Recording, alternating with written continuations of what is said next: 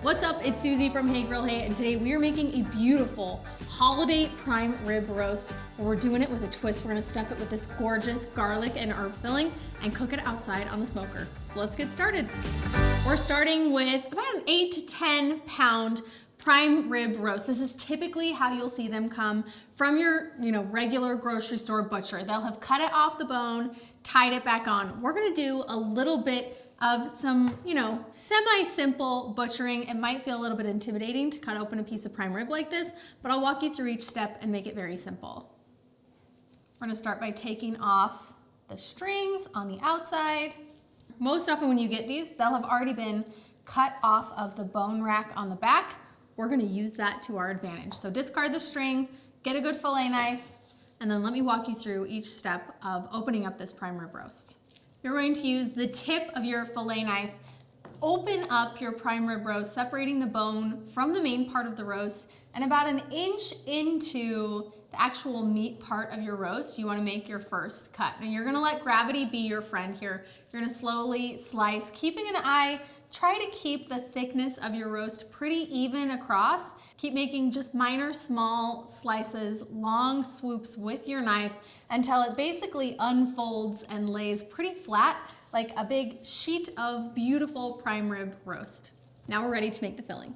What I love about a stuffed prime rib and having this super flavorful filling is that you get that seasoning and flavor all the way throughout your whole rib roast and not just on the outside. We start simply with a tablespoon of olive oil in a 12-inch cast iron skillet preheated over medium heat. I'm gonna add in 8 cloves of finely minced garlic as well as a whole minced shallot and let that cook for 2 to 3 minutes until it starts to become fragrant. To the onions and garlic, I'm gonna add 4 cups of baby spinach leaves as well as 2 sprigs each of rose and thyme. Those have both been chopped fine as well. After the spinach has wilted, the garlic is cooked through, we're gonna add that garlicky, herby spinach mixture to 2 cubes of softened butter and 1 cup of panko breadcrumbs. We give that a really good mix. I like to use a rubber spatula to make sure everything's incorporated through the butter, and then it's time to take our filling and put it into our roast. Now, one of the benefits of doing an open prime rib like this is that we get to season the inside and the outside, so it's another layer of flavor. So we're gonna give it a little sprinkle of beef rub across the inside, or you can use just salt and pepper if that's what you've got at home. And then I'll slather on my filling in a really nice even layer all the way across the top. Once your filling is spread out across your roast, you'll notice I skipped this top portion right here, but that's because it's going to fold directly onto this one, so we didn't need to double up. We simply re-roll it the way that we unrolled it with the knife and then use butcher's twine every inch to inch and a half to retie the roast back onto that rib rack. Now that it's all stuffed, trimmed, and trussed, we're gonna season on all sides with the beef rub, or again, if you don't have my beef rub, you can use salt and pepper. I highly recommend the beef rub. Now, if you feel like maybe this whole process of trimming out and stuffing and tying a roast like this is a little bit intimidating, I have another video for you. It's one of my most popular prime rib recipes. It's a garlic butter smoked prime rib with a really luscious garlic butter all across the outside. And it's a really easy recipe to follow. I think it's a great first time prime rib recipe, and I have people that have been cooking it for years. So make sure you check out that video, give you a couple of options for your prime rib that you're gonna be cooking at home. All right, with my roast seasoned on all sides, it's time to get it into the smoker. I'm gonna transfer my roast to a baking sheet with a flat cooling rack sitting on top of it. The rack will allow kind of the smoke and heat to evenly get all the way around the roast, and the pan underneath is gonna catch any of the drippings. Now, we are going to lose a lot of the butter that's inside of this, but we're gonna save it for later. So the 2-pan kind of approach is a really great way to cook this. Now our roast is ready to hit the smoker, preheated to 225 degrees. You can use your favorite wood for smoking. I think oak is a really beautiful option for a prime rib roast like this. Now for a rare roast, you want to plan about 35 minutes per pound of cook time and then at least 15 to 20 minutes of rest time. If you want more of like a medium rare to medium roast, plan more of that like 37 to 38 minutes per pound. Now timing is always an estimate with a roast this large and a smoker, but that's a good guideline to start with. give yourself plenty of rest time because you can tent it, you can hold it for a half hour, 45 minutes, up to an hour if you need to until you're ready to eat. But it's always awful to feel like you have to rush your roast right before your dinner is ready. So start a little earlier than you think you'll need. Give yourself a little buffer of time. You'll be happy you did.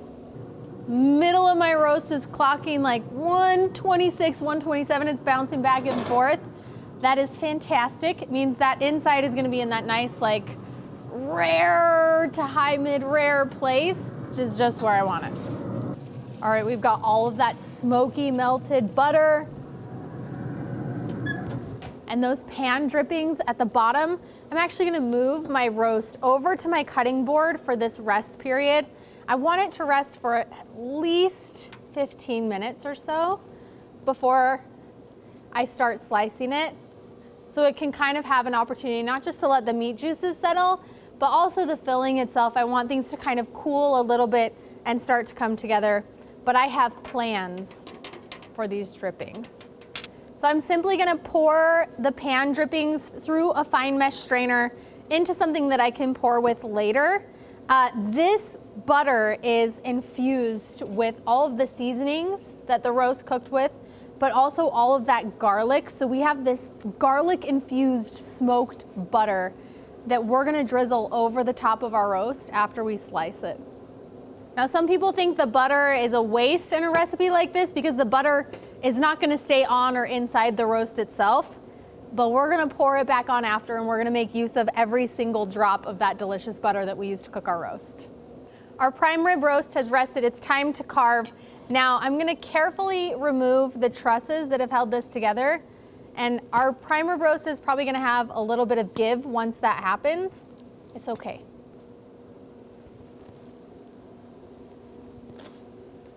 It's just gonna come apart a little bit and that's fine. I'm actually gonna remove this whole rib roast portion at the bottom by just cutting along this edge where the ribs are and letting it kind of come off of this rack, this rib rack. Now, these ribs are beautifully seasoned and they have some of the stuffing on them. What we typically do to serve them at our house around Christmas time is we cut these ribs individually, and then the brave ones who love to eat the beef ribs off the bone have this beautiful, smoky, incredibly flavorful rib that they get to pile onto their plate. And then the traditionalists can go for a slice. Look at that. That is a beautiful pink, juicy interior. You get to see that spiral of stuffing, which means there's flavor all the way through the inside of this roast. That is absolutely a showstopper. The smell of the garlic and the smoke coming off of this prime rib is phenomenal. Wow, I'm so pleased. And then of course, before serving, we get our smoky garlic infused butter and just drizzle it right over the top because, I mean, it's the holidays, it's prime rib, we're indulging, right? Oh, okay, I gotta grab a fork. I'm gonna steal a little bite off of this end piece right from the inside here. So I know I can get some of this stuffing with the spinach. You can see the pieces of garlic and shallot in there. It's steamy, it's smoky, it's buttery, it's beefy. There will be no flavorless prime rib on your holidays this season if you smoke up this stuffed prime rib for your family and friends.